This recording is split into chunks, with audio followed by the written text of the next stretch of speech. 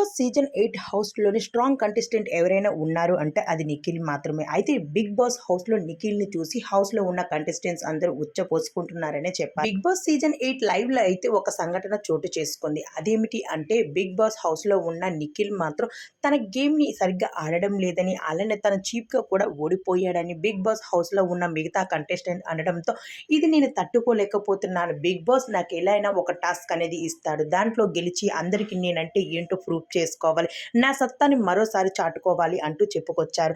అలా చెప్పుకోవడమే కాకుండా నాగమణికంఠతో చెబుతున్నాడు. నాగమణికంఠ కూడా నిఖిల్ లాగా స్ట్రాంగ్ కంటెస్టెంట్‌గా బిగ్ బాస్ హౌస్‌లో మారిపోయాడు.